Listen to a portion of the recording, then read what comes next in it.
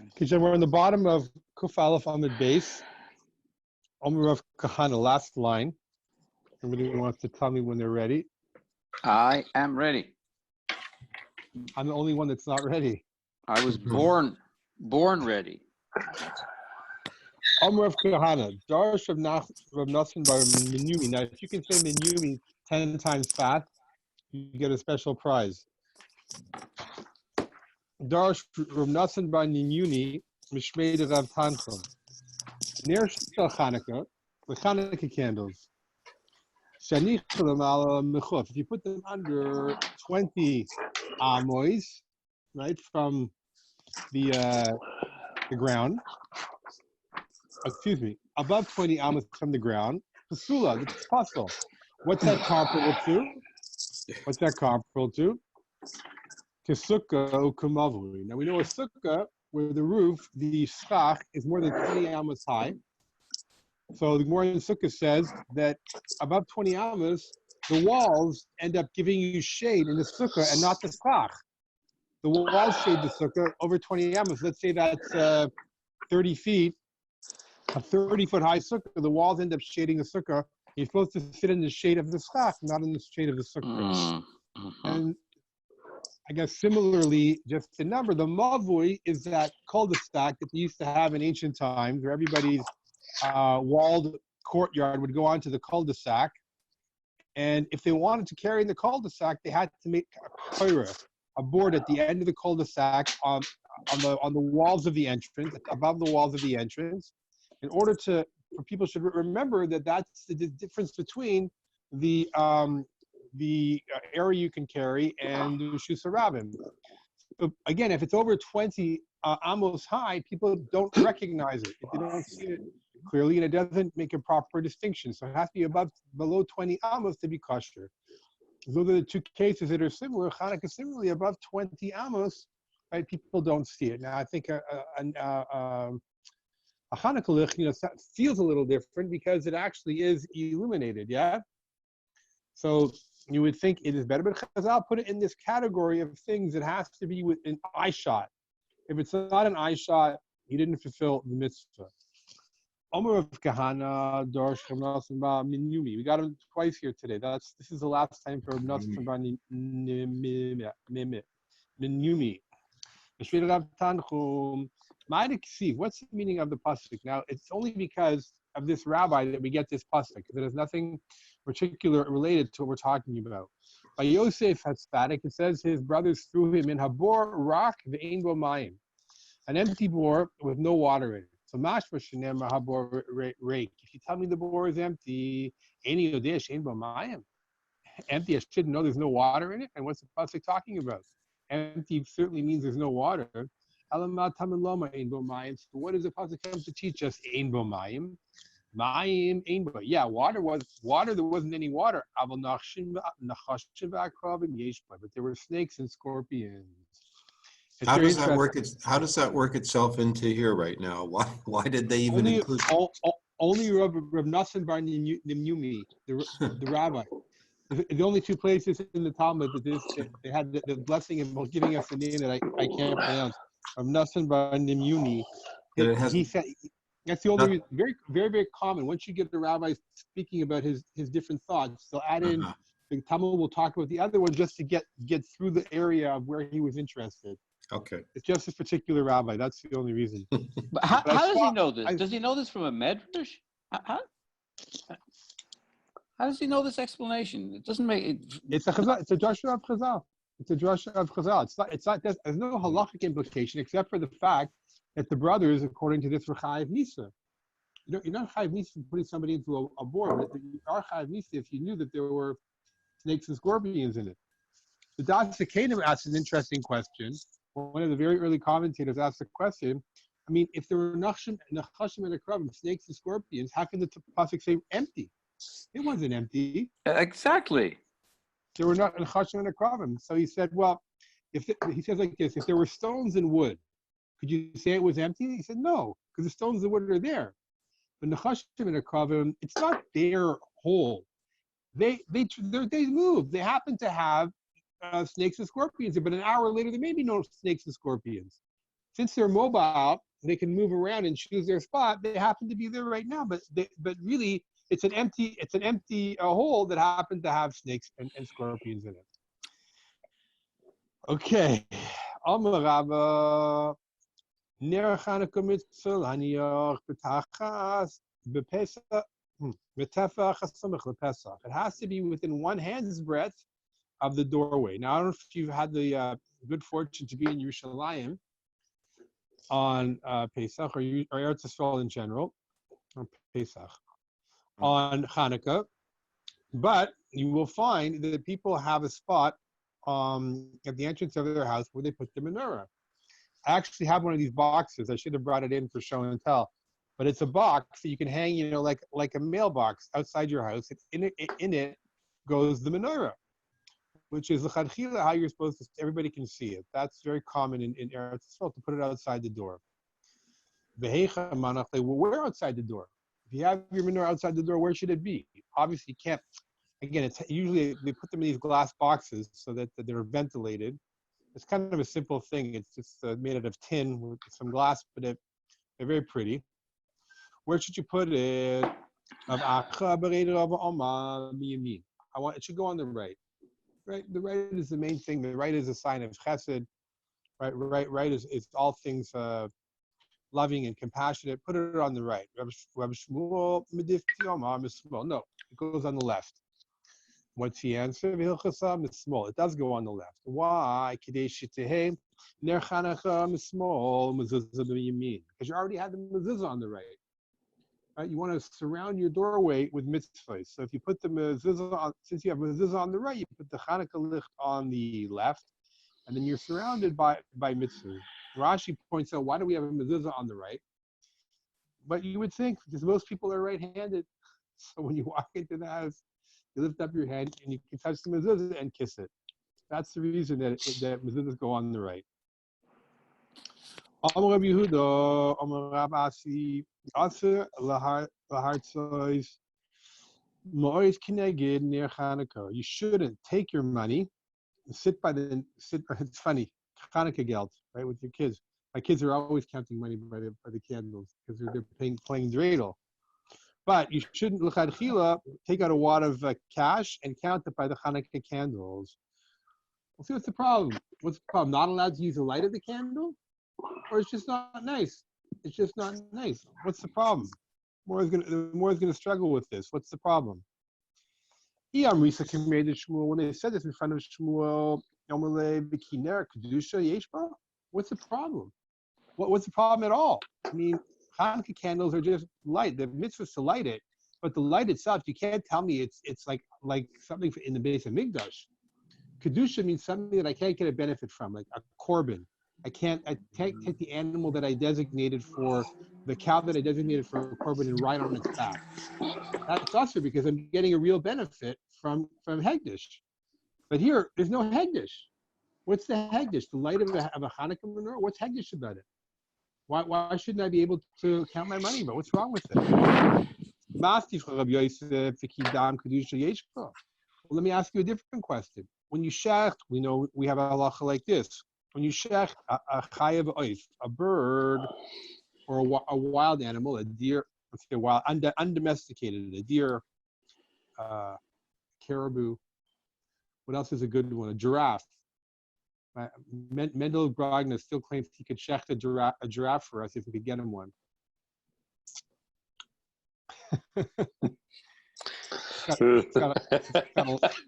It's got a long neck. I've never heard of anybody eating giraffe meat. Yeah, if you like the neck of a chicken, you'd love the neck of a giraffe. It'd be a big fight. It'd be a big fight by the Polishes. Who gets? Yeah. That's a lot of eating. Anyways, when you shech the chay, if you shech the giraffe, you actually have to cover the blood. After you shech, you cover the blood, as opposed to a behema. There's a mitzvah to cover the blood by a cow or by sheep, right? Only by birds and wild animals. The Tanya, how do we know the pasuk says cover them? Because it says v'shafach v'kisar. When the blood spills, cover it. The Gemara wants to know why you tell me, and Rashi points it out also, explaining it. The mashaf for kisa. I mean, what's the spill? And if you're going to shecht it, did you ever kill an animal with no blood? Of course, the blood's pouring out of it. Just tell me cover it. You don't have to tell me pour it out and cover it. There's no pouring it out. As soon as you shecht it, there's blood on the ground. So it comes to teach us a special lesson. When you cover it in a special way. Shafach means an extra word to hint to you that you shouldn't cover it with your foot. Because it's a mitzvah, you should take earth with your hand and cover over the earth with your hand to do it in a bekavadik way. Don't do it with your foot, like you're kicking the mitzvah, so to speak. So what do we see from here? We see that when we do mitzvahs, we have to do them in a bekavadik way, in an honorable way. Hachinami. Here too also, why don't I count my money by the Hanukkah candles? I should make it look like the Hanukkah candles are cheap in my eyes. I want it to be with covered. Therefore, I don't count money while I have with the light of my Hanukkah candle. There's going to be a discussion now about whether or not that idea holds up. Now, I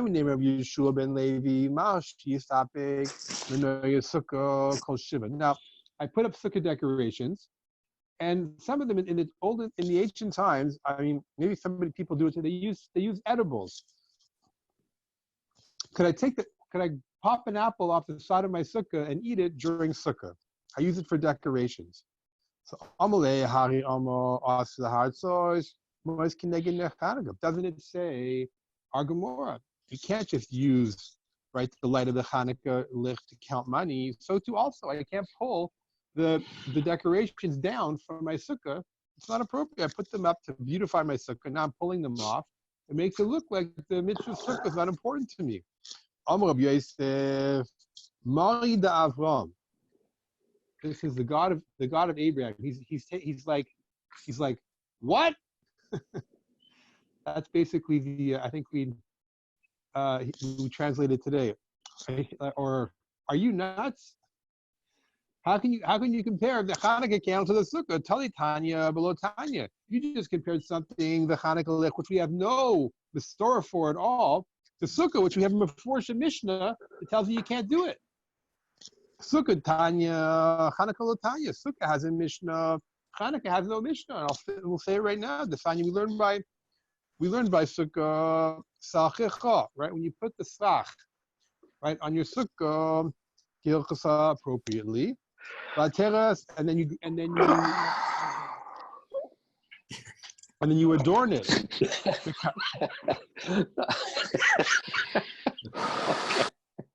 You all take a stretch break?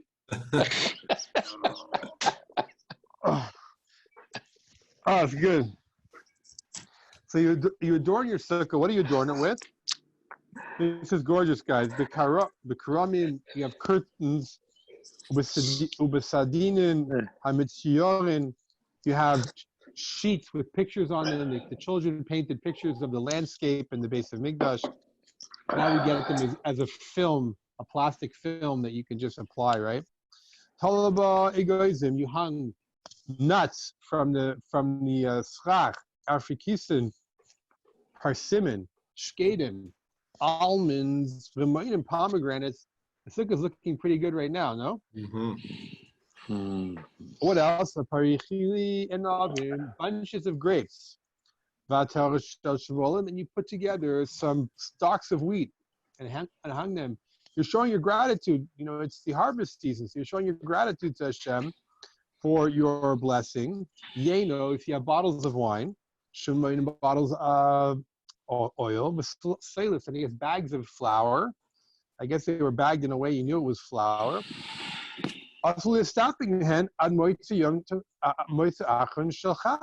you put them up, you can't touch them because it's not appropriate to be disrespectful to the sukkah. But the Mishnah said, but what about before Yantif? If you say, you know what, maybe we're running out of almonds. Maybe we're going to run out of, sheets for our beds.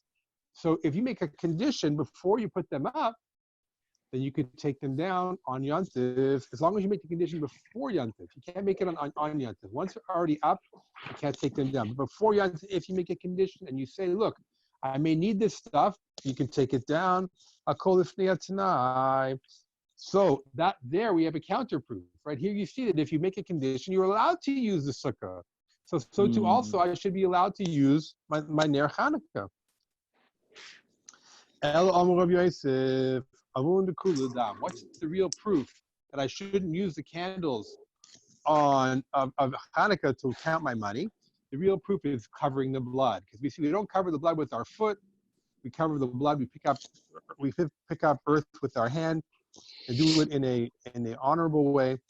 Rashi explains really, if you look at that, we have a pasuk, right? We're bringing a proof from a verse, whereas this proof for sukkah started out only even as a proof of a rabbinic origin. So we're going back and saying, if there is a halacha that I can't use the light of the Hanukkah candles to count money, the proof is from Kisi Adam, from covering the blood, where I have to do it in an honorable way. Itma, the Gemara is asking, Rav and Shmuel are going to have an argument. Can you use one Hanukkah candle to light from one to the other? No problem. You want to use one candle to light from the other, it's no problem. We're going to explain the logic as we go.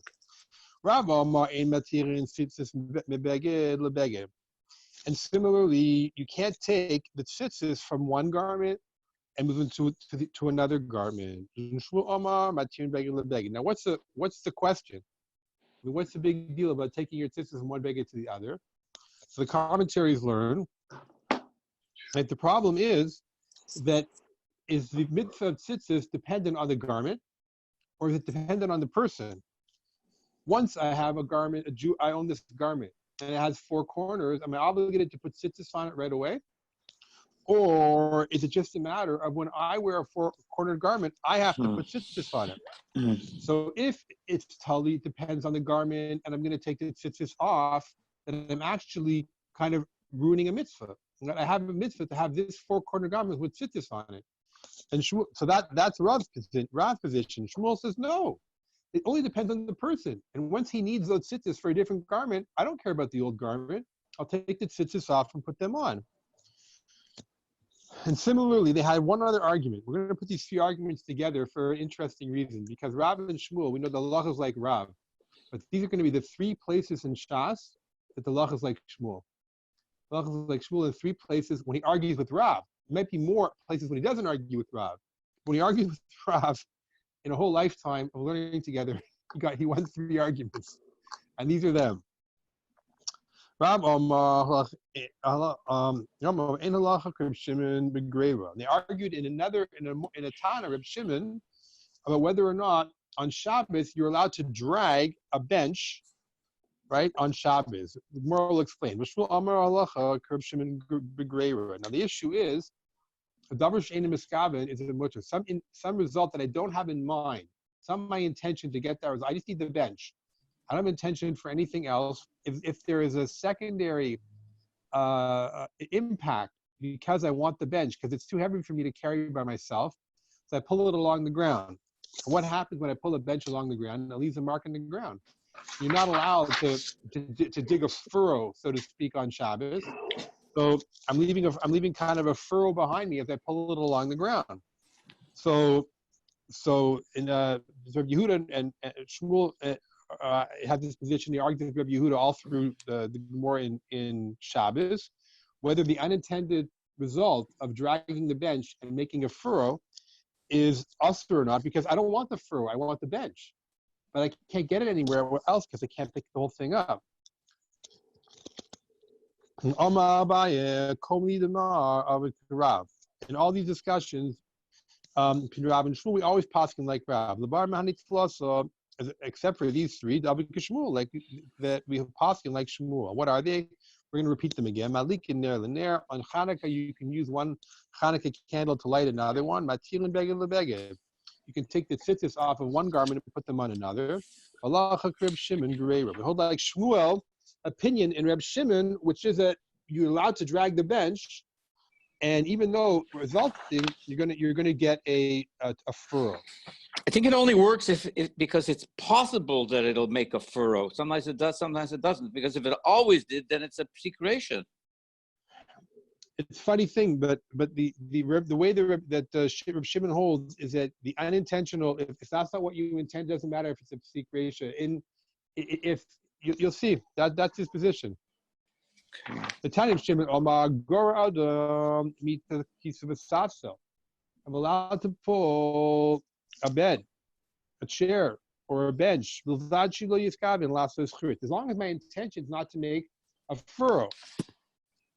And that's an argument Shas. And it's an argument in I'm just here 1, 2, 3 or 4 places in Shas. We'll see it, God willing, in later in. So we'll get into this discussion later in Shabbos.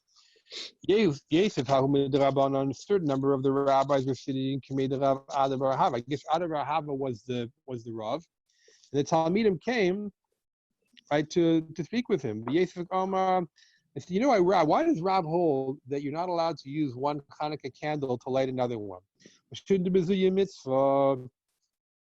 bizayin. Why? Because what you're doing, the way Rashi learns it, is you light a candle with a match, and you keep the match lit from the next candle, and you're using the match to light each candle.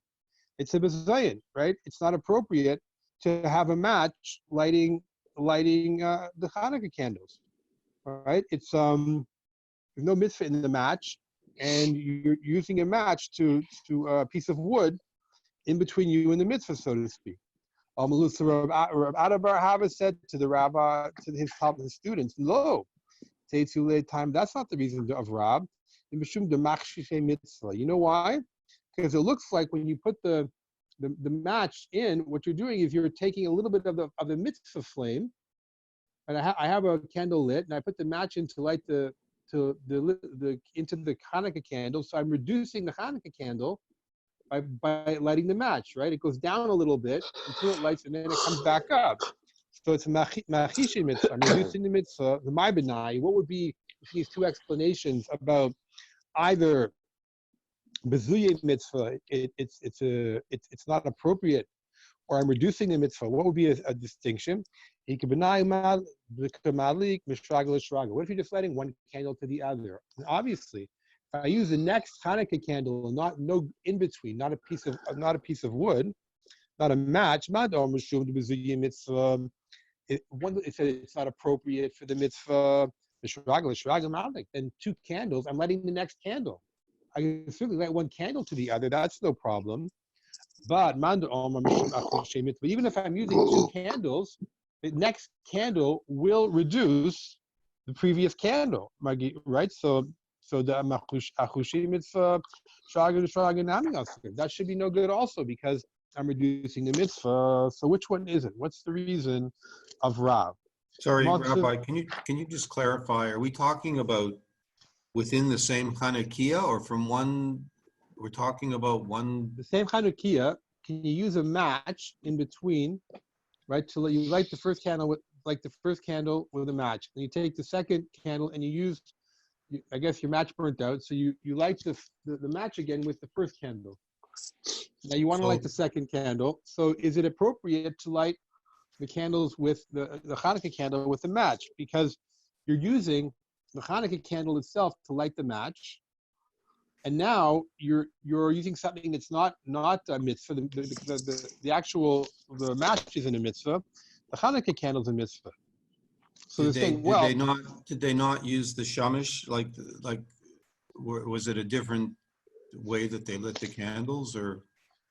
Yeah, I guess we're going according to we have the shamish now is a way of trying to deal with this question, that we have another candle in between, but they were, so it looks, I guess, like as if you're using the Hanukkah candles, but they used to use a piece of wood.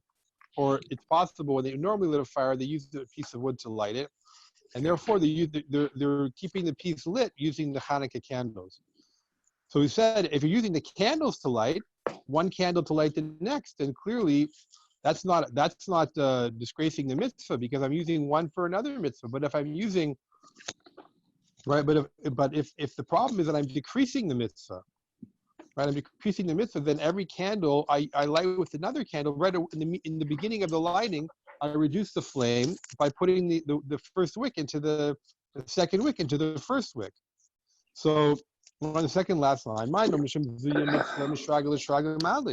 but if it's disgracing the mitzvah, that's not a disgrace to use one candle to light from another. I guess we could say that's really our minig, right? With the shamish.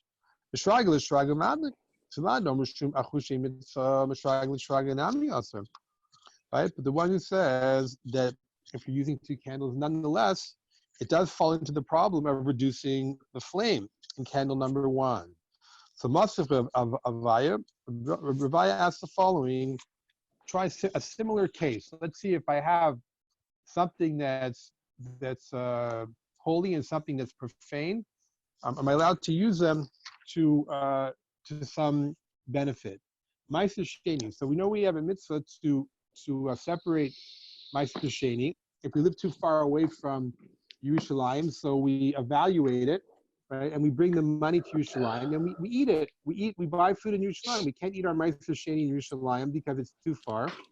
So this fellow, he had it evaluated, and his Ma'aser Sheni now was redeemed on a sela, on a coin. And what does he want to do? He has other Ma'aser Shenis, and he wants to evaluate. I know this Ma'aser Sheni I just redeemed for a sela, which is a silver coin. I know that the Ma'aser Sheni I have to redeem tomorrow is worth the same amount in gold. So he takes the Ma'aser Sheni coin, puts it on one side of the scale, and he starts putting his gold coins onto the other side. Obviously, they're going to be smaller. So he's trying to weigh out what's the amount of Ma'aser Sheni that I'm going to owe in gold for this other, right? Now, the Gemara's first thought is even just to measure, I want gold against a Ma'aser Sheni coin. That's not appropriate. Ma'aser Sheni is a mitzvah, and you want to know, do you have enough gold, period? That's the first case of our mission, of the daf here. Ma'aser Sheni and sheiklin keneged dinar zav. You can't take your Ma'aser Sheni coin, which is now really holy. I have to take it to Yerushalayim to buy food there as a kedusha, and say, I just want to know, do I have a gold equivalent of that coin? Just I want to know, is this weight the same as it? That's awesome. You can't do it. Even if my purpose, right, is to go ahead and to use the gold to redeem other produce that I have, other Ma'aser Sheni, so I can take the gold to Yerushalayim and use it for Ma'aser Sheni. You see what? The gold is similar to the wood chip, to the match. And I'm not allowed to use the match to intercede, right, in a mitzvah where it's holy. We understand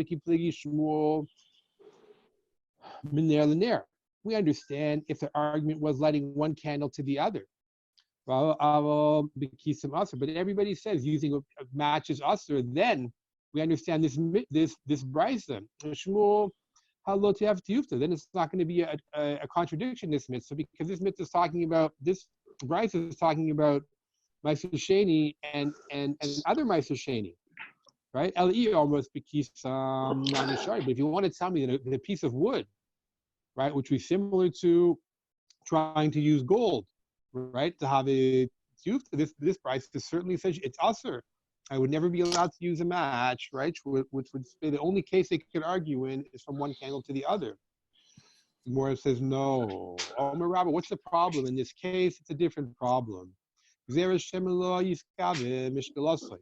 going to not have the right number of gold coins to actually pay out exactly to the amount of silver that you had on the other side of the scale. And you'll say, you know what? Forget about it. I don't have the right amount of gold. I'm not going to redeem the Ma'aser Sheni on this gold because it's not the right weight. And it'll turn out you didn't do a mitzvah at all. You did nothing. You just took the gold off the scale. So you had mitzvah on one side. The gold could have been a mitzvah, but it turned out not to be a mitzvah. So the rabbi said, don't do it, because who knows if you have the right amount of gold. You have to find some other way to measure to weigh out the gold that you're going to need. So we don't have a contradiction yet. To our case, we don't know, can we light one Hanukkah candle to the other? Moshe Reb Sheshes, it says, the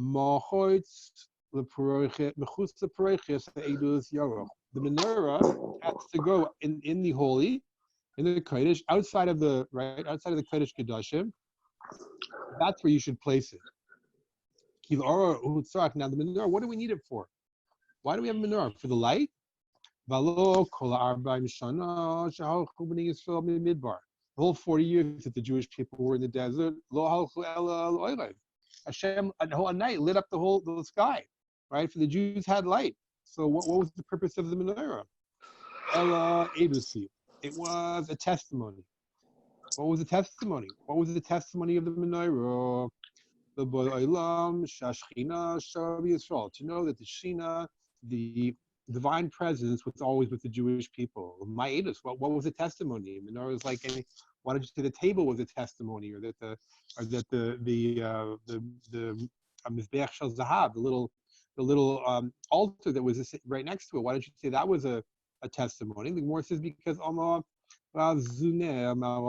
was the western candle.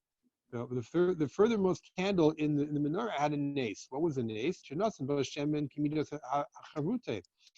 They put as much oil in every candle, every bowl, every night, which was half a lug of oil. But every night when they lit the menorah, the western candle would stay lit 24 and a half hours. It stayed lit long enough for the next Kohanim to come and light from its light. So we see clearly, first of all, they were lighting one candle from the other. But we also see this miracle that even the other ones burned out in the 24-hour period, but the western candle would never burn out. It was there enough, not never. It was always burnt enough time for them to use it to light the other candles, and they would go back and clean the western candle and then relight it every night after the other ones had already been lit. Look,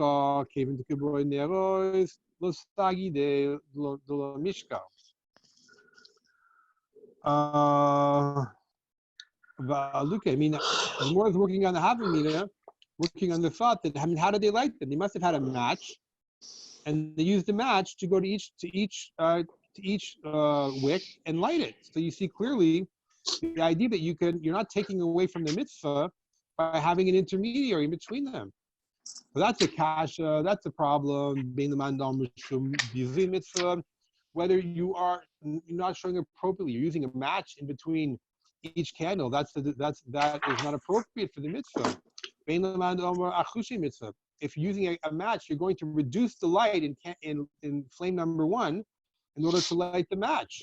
So how could you do it? So Tirgon will explain it, Rav Papa, like this. The fila sarucha. On each wick, on every candle was very long. Right, so the first, we know Marami was lit already. They could take the wick from candle number 2, they could put it next to candle number 1, and then they could move candle number 2's wick over to candle number 3 and light candle number 3, and so on and so forth. The wicks were very long. Since the wicks hung long enough, they could use the wicks to light one another, so there was no match in between. It was just the wood, so. In the end, if that's the case, says the Gemara, still, right, when I use the wick to go to candle number 1, I'm going to reduce the flame. I still reduce the flame somewhat by using the wick and putting it into the other, and I'll reduce the flame. Gemara ends, kasha. It's a kasha according to the one who says the problem is reducing the mitzvah. How can they light one wick to the other? It reduces the mitzvah. The Gemara says, "My havi Allah." So what's the end of this story? Right? Are you allowed to light one Ner Hanukkah to the other using the candles? Let's try and figure it out.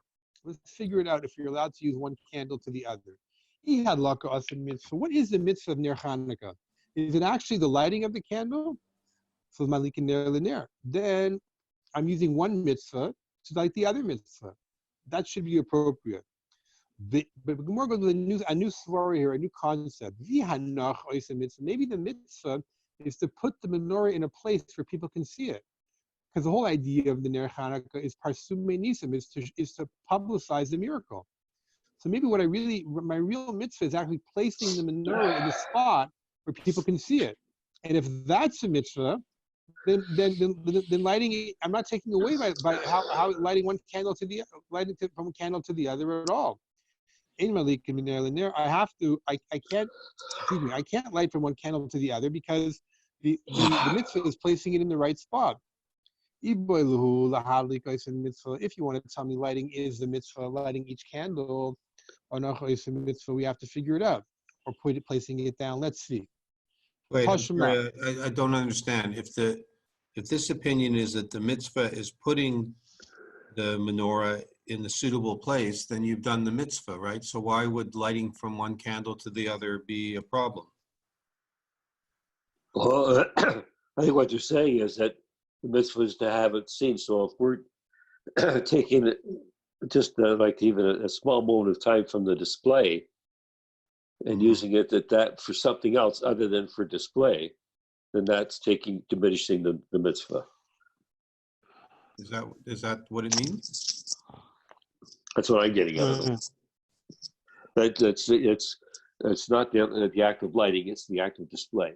So Right. if you take away from the purpose of the light to be display and taking it to kindling another one, then you're diminishing the display aspect.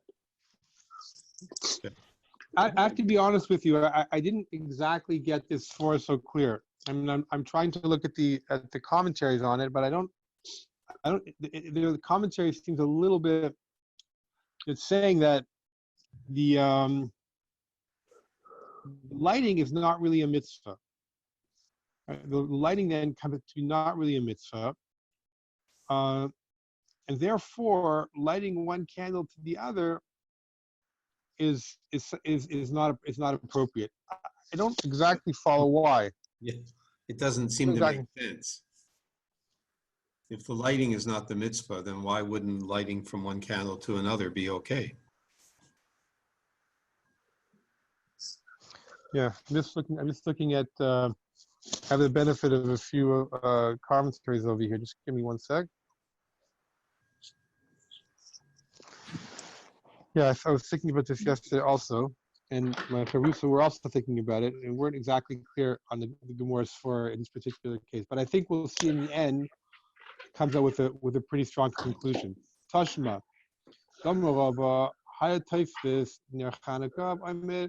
let's see, you light the menorah, and you're standing there, in your living room with the menorah. Lost a clue. Lost a little clue. You didn't do the mitzvah. So what do you see from that? Holding on to a menorah, must be placing it down is the mitzvah. So just holding it in your hands is not called fulfilling the mitzvah. Gemara says no, it's a different reason. Why is he holding the menorah? Because he's using it to find his way around the house. He's not using it for the mitzvah. That's why you have to put it down. We're not putting it down as a mitzvah. Maybe lighting it is a mitzvah. But here, what is he doing? He's just holding on to it. He's maybe using it for his own benefit. You have those pictures of the butler, right, walking around with a candelabra, right, finding his way. Tashmad Hamalik Bifni Boitzu lost a klum. He lights the Hanukkah menorah inside and he walks outside. Has he fulfilled the mitzvah? No. So that makes sense. Allah is the mitzvah. The lighting is the mitzvah, and you have to light it in the place where you're going to put the menorah. Therefore, it's nothing. If you tell him placing it is a mitzvah, why can't you light it inside? Let it and place it outside. What's the problem? The Gemara says we're in a quandary here. When he's walking around with the menorah, even though he ends up putting it down, but he ruins it by people saying to themselves, look, he's walking around with the menorah, he's doing it for his own benefit. The rabbi said, light it in the place where it should be kept. And Tashma, someone of Meshua ben Levi, say the name of Meshua ben Levi, Ashoshis. We have a large bowl. Rashi over here does a nice thing for us. He translates it into Old French, but I think we're going to catch the Old French on the top line of Rashi. Kli gadol, a large container, shel zechuchis, made of glass. Ubelaz, in an Old French, we call it a lanterna. A lanterna. So a lantern, you lit this thing Erev Shabbos, and you put enough oil in it, burned the whole Shabbos. What happens Motzi Shabbos? Don't forget, you can light one candle, can be the candle for Hanukkah. You don't have to have 8. It could be 1. What do you do Motzi Shabbos? Motzi Shabbos kavah madlik. Extinguish it and light it again. You guys getting the picture now? What does this seem to be? Is placing it down or is lighting it the mitzvah? Sounds like what? Lighting. Lighting. If you want to tell me that lighting is a mitzvah shapir, that makes sense. This price makes sense. Ella, but if you want to tell me that placing it in the right spot is a mitzvah, what